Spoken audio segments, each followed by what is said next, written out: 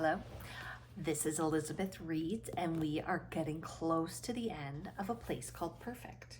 Chapter 34, Choices. Edward's up to something, Boy said, rising gingerly to his feet. We have to follow him. What do you mean? Violet said. We're winning. I bet Edward's desperate to save what he can. The eyeballs, your dad, Immacula. I bet he's gone to the ghost estate, Boy said quickly. But which way, Boy? Violet asked. Boy shrugged. We have to split up. I'll go by the opticians, you go by no man's land. If you see him, just follow behind, okay? I'll meet you at the estate entrance and then we'll decide what to do. Boy spoke with urgency, and though Violet didn't want him to be, he was right. They had to split up. She waited on the footpath as Boy crossed the road, heading towards the Archer's Emporium. He was still clutching his shoulder. She was just about to head off in the other direction when he turned and called her name. Violet, be safe, okay? She could only manage a nod. Anything else would crack her voice, and she wasn't crying in front of Boy, not now. Taking a deep breath, she turned and raced towards no man's land. The chaos of battle had taken over Edward Street, and she narrowly missed being hit by a flying chair as she turned onto Archer's Avenue. She hadn't said good luck to Boy. What if something happened to him? Lost in thought, she was turning onto Rag Lane when she spotted a figure just ahead. She pulled back behind the bend and watched. A short, stout man pass through the gateway into no man's land. It was Edward. She followed him at a distance down through the arch and onto Forgotten Road. No man's land was empty. The streets were a mess. The insides of homes lay outside front doors, where only hours before people had searched wildly for anything that could be used in battle. Violet had even seen some with cooking pot helmets on their heads. Now the place was lonely, like a warm seat someone had just left, though the crashes and cries of the battle imperfect seeped in over the high stone walls. Edward moved as fast as his stout figure allowed him, up Forgotten Road towards the orphanage, and then he scuttled down to the right along one of the lanes as if he was heading for the river. Suddenly, he ducked left and came to a halt in the middle of a dimly lit, dingy back alley. Violet had poked her head down there before, but Boy had warned her never to explore it. He'd said it was a place where bad things happened. Every window on the alley was broken, and rubbish was piled knee-deep against graffitied walls. Rats scampered in and out of the waste as if it was their playground. Holding her nose to block the stench, she crouched down behind a bin of rotting food as Edward disappeared inside a derelict building. He vanished round the back of a battered iron door which had the words Erebus Emporium sprayed in red over a set of crossbones. Torn and tattered posters patterned the broken windows with headlines like Passion for Poison, Mad About Murder. Violet's head pounded.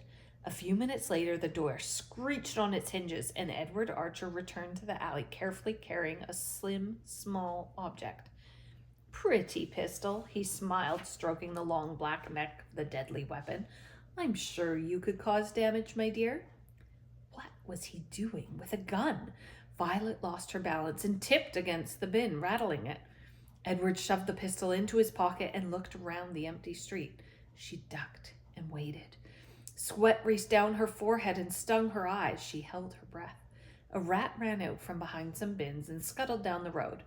Satisfied, Edward continued out of the alleyway and turned left, heading towards the river. He was going to the ghost estate.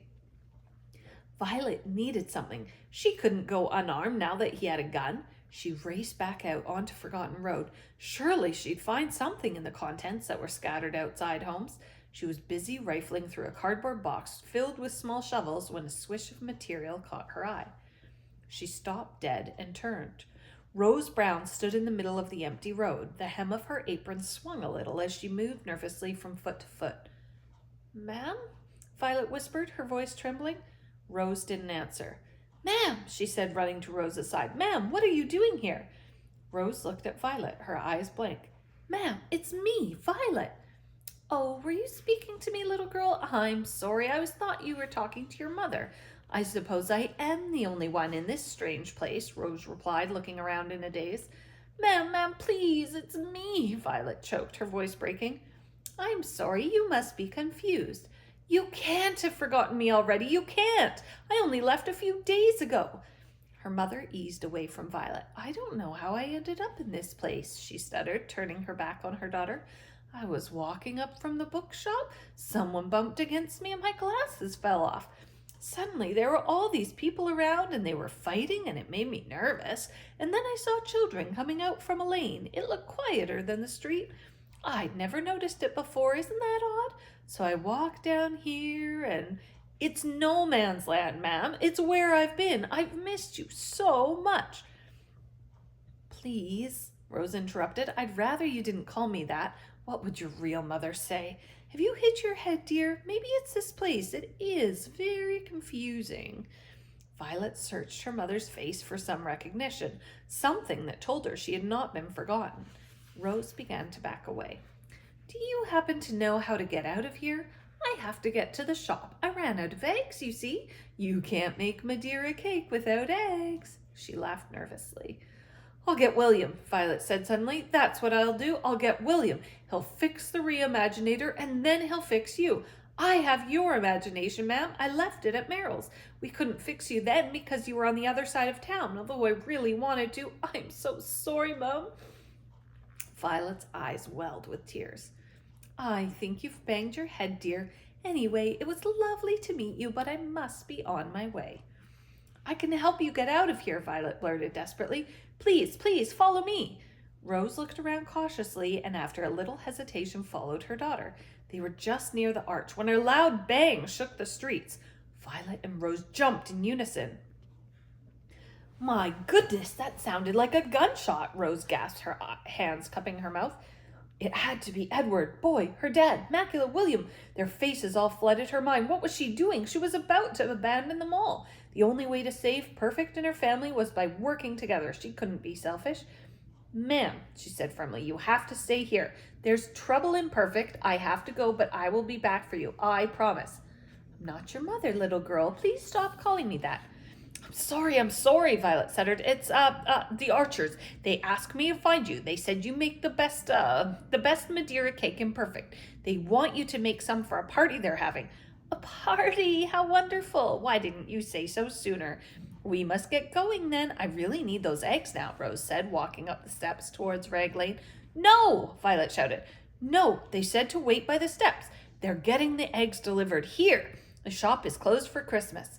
Closed for Christmas, but it's only September. Oh, Christmas is early this year, Violet said, pulling over an abandoned crate. Sit on this and don't move until I come back. The Archers are very excited. Okay, be sure and hurry back with the eggs, won't you?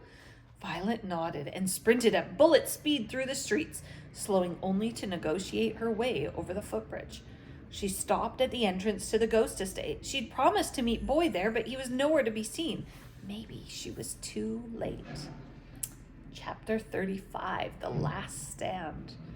Violet waited a few minutes in the darkness. Boy still hadn't arrived. She had to go in. She snuck by the pillars past the billboard of the Happy Family and round the green to her left. Violet was nearing Macula's house when another shot ripped the air. Suddenly, the night was filled with the shrill cry of 1,000 wailing babies. The eyes were awake. Goose pimples prickled her skin. Oh, shut up, someone yelled. Violet ran and ducked behind a half-built wall in the garden of Macula's house as two figures emerged, walking across the green in her direction. Edward Archer was pushing her dad roughly over the grass. They stopped briefly, and Edward pulled 2 eye plants from the soil, throwing them into a plastic bag he took from his pocket.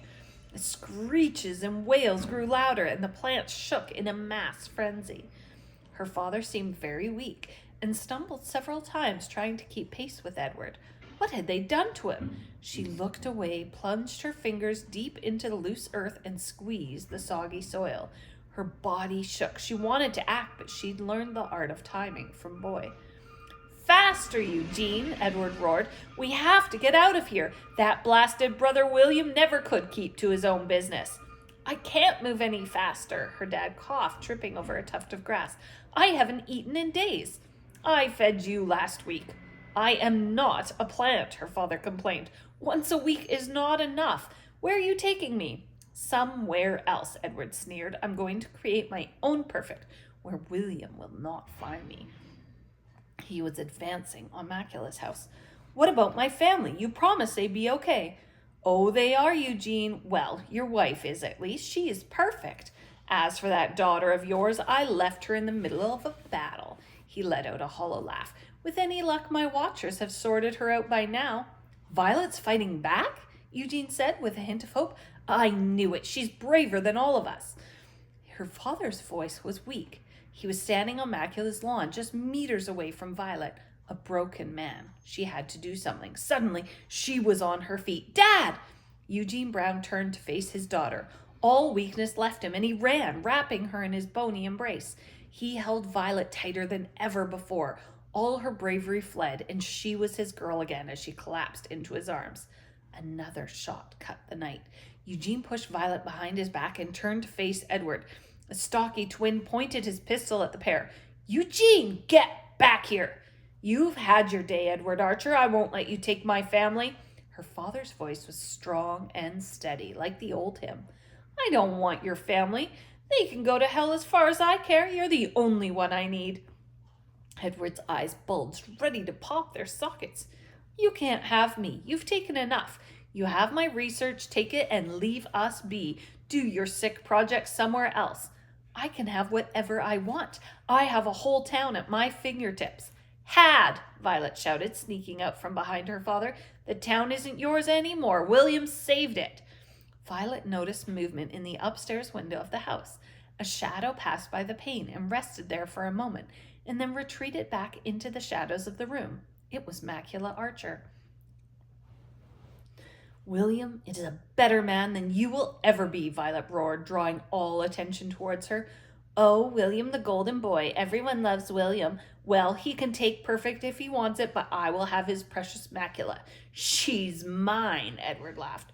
You kept her prisoner, Violet shouted, loud enough for Macula to hear. You told her lies, made her believe William was dead when he is not. You better shut your mouth, little girl. Edward's voice was full of venom. Macula gently prized open the upstairs window. Eugene had seen her now, too. Just go, Edward. We won't try to stop you. Perfect is gone. The game's over, her dad shouted. Not without Macula. She doesn't love you, Violet roared. I will not leave without her. William robbed me of my mother. I didn't really want that old bat anyway. He robbed me of my friends, too. Okay, so they were a bunch of idiots. But when he stole Macula, that was too much.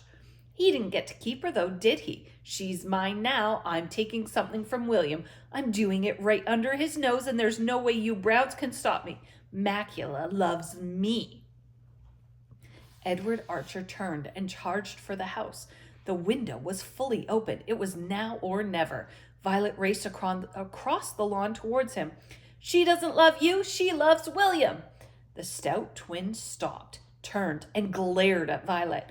His eyes changed. Hatred was replaced by evil. She'd made a deadly mistake. Time slowed. He raised his arm and cocked the gun. A faint click, then bang. Something heavy slammed into Violet's chest, and she was catapulted backward. The air left her lungs as she smashed into the soil. Everything went hazy, foggy. She couldn't see. Slowly, shadows merged. Her father's face floated in the sky above. Violet! Violet! Are you okay? A voice echoed around her. She couldn't reply. The weight. Something was sitting on her chest. Edward must have shot her. It always happened this way in movies. The person took ages to realize they'd been hurt.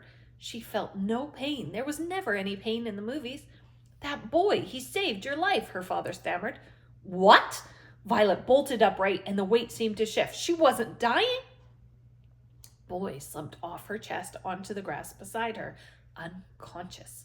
He was floppy, just like he'd been after he'd fought fists. Boy, please wake up, she cried, kneeling over his body. Let me take a look, Eugene said, pulling Violet aside. Will he be okay, Dad? She sobbed. He's my best friend. The front door of the house opened, and Macula Archer ran out across the lawn, picking up the gun from where it lay by Edward's open hand. The stout twin was out cold on the grass. Is your friend okay? She panted, reaching Boy's side. He saved your life. Violet was hysterical as Macula pulled her away from the scene. She was shaking. Pain dug into her chest. She couldn't breathe. She couldn't lose him. He couldn't be dead. Not now. Not after everything. Edward Archer was sprawled flat across the lawn behind Macula. The thickest book ever lay open beside him, The World's 1,000 Worst Eye Ailments. I dropped it on his head, Macula smiled, glancing up at the open window as she hugged Violet closer. Boy's lips were faint blue now. His cheeks paled too. Time slowed and Violet stood still, frozen, as her father bent over her friend. He was gently slapping Boy's face, saying his name. Anger boiled her blood. Edward Archer couldn't get away with this. Unable to watch any longer, she broke from Macula's arms and turned to the unconscious twin. But he had disappeared. Quickly, she scanned the area. His stocky figure was wobbling up the hill towards the graveyard. Furious, she sprinted after him. Anger propelled her legs forward. Everything was his fault, and now he'd killed her best friend she'd ever had. Edward Archer would suffer. He would pay. The twins staggered past the lantern. She followed and watched as he slipped into the graveyard. Though it was the dead of night, she wasn't afraid as she entered through the turnstile. Gravestones lined the path that divided the cemetery. She couldn't see him. She ducked down behind a headstone and waited, listening. Her heart beat loudly as her breath formed icy clouds in front of her. The graveyard was dead still. I know you're in here, Edward Archer, she shouted. You won't get away with this. My dad and William are on their way. You're on your own, Violet, the twin laughed, his voice echoing around the tombstones. Aren't you afraid? Something moved behind her. Quickly, she turned and raced after the figure. Edward cut through the tight